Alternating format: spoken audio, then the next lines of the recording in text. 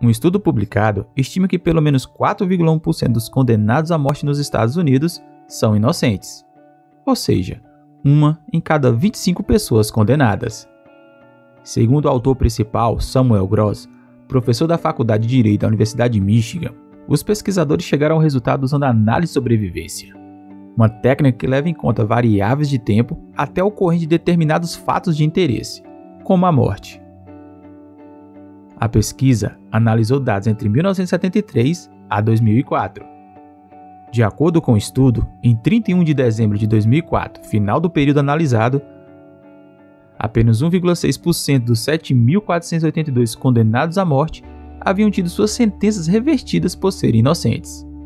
Hoje, vamos conhecer 4 pessoas que foram condenadas injustamente por crimes que não cometeram. Eu sou JC e seja bem-vindo ao canal Uma Dose de Curiosidade.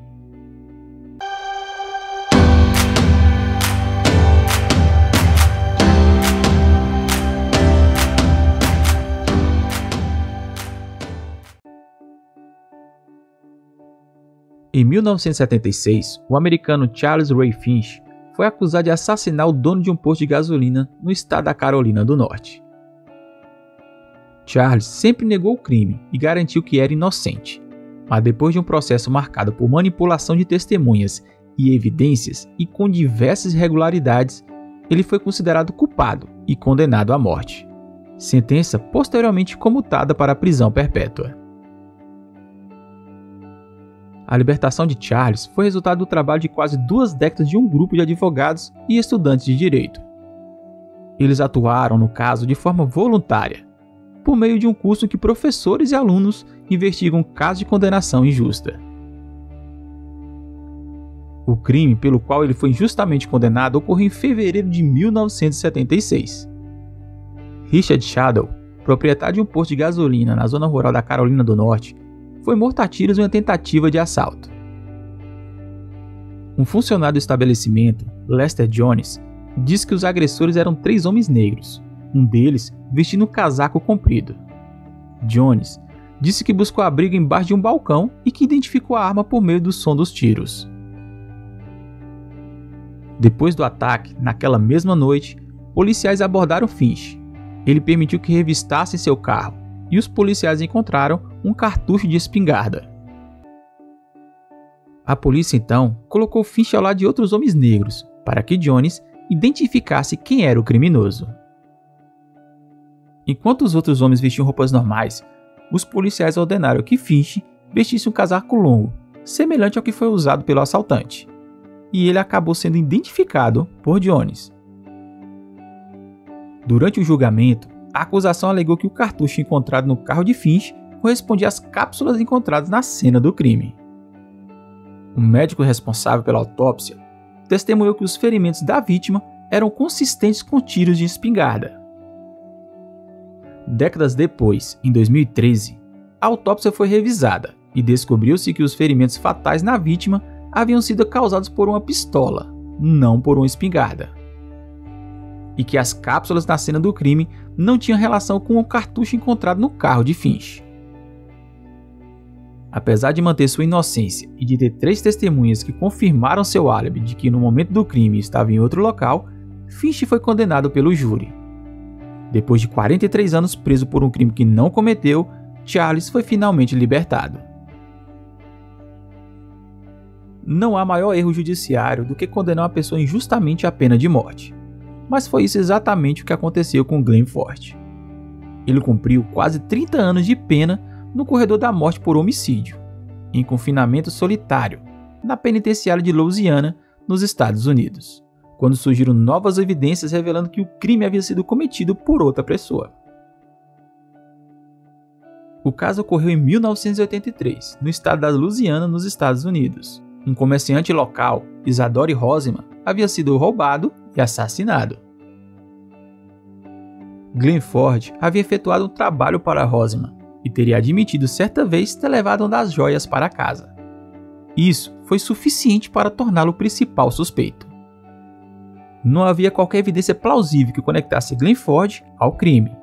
A principal testemunha incriminatória admitiu no tribunal que havia sido coagida pela polícia.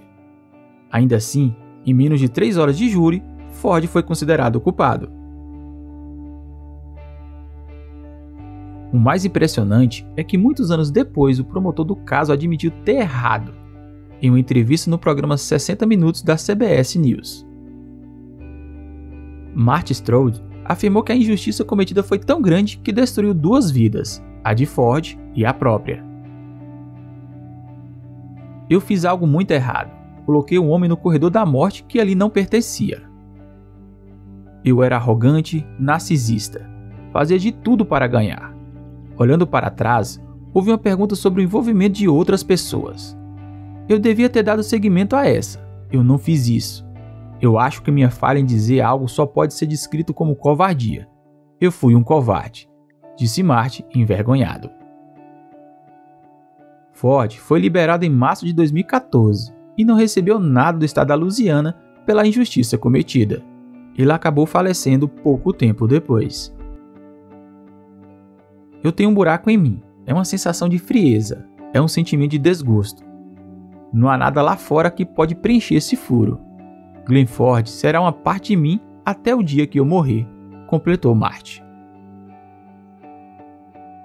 Em 21 de abril de 1983, Art Charles Williams foi condenado por um caso de estupro e tentativa de homicídio ocorrido 4 meses antes. Na noite do crime, Art estava dormindo em sua casa.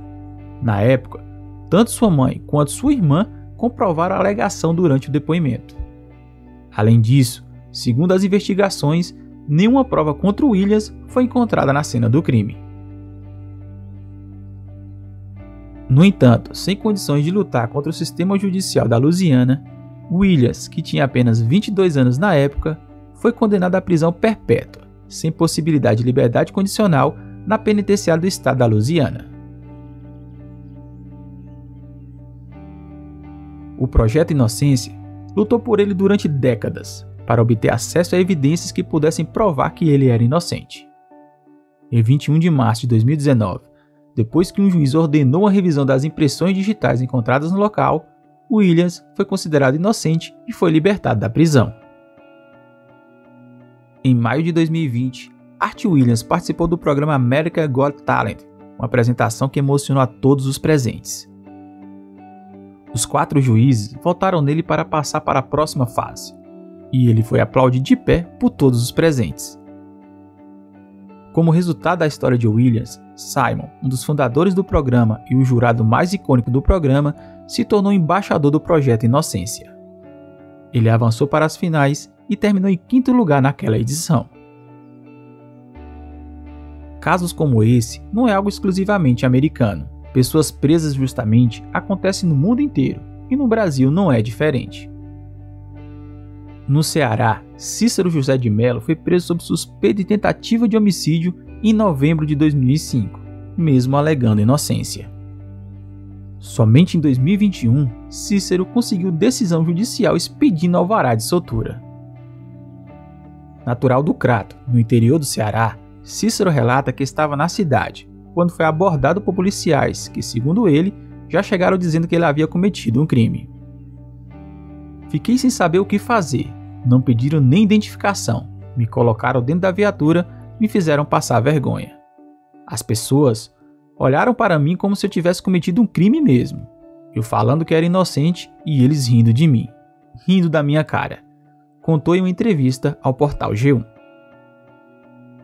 Após a prisão, o jardineiro foi levado para a delegacia da cidade. De lá, ele foi conduzido para a cadeia do município. Em nota, o Poder Judiciário, por meio da 2ª Vara Criminal da Comarca de Juazeiro do Norte, informou que, ao ser comunicado pela unidade prisional sobre a situação de Cícero, realizou imediatamente pesquisa em sistemas de dados prisionais a fim de localizar registros processuais sobre a prisão dele. Também encaminhou o ofício enviado pela Penitenciária Industrial Regional do Cariri ao Ministério Público para apresentar manifestação sobre o caso. O que você achou desses casos? Conhece outro? Deixe nos comentários. E se gosta de curiosidades, você está no lugar certo. Dê seu like, se inscreva no canal e ative o sininho das notificações para ficar bem informado e me dar aquela força. Eu vou ficando por aqui e a gente se vê no próximo vídeo. Até mais!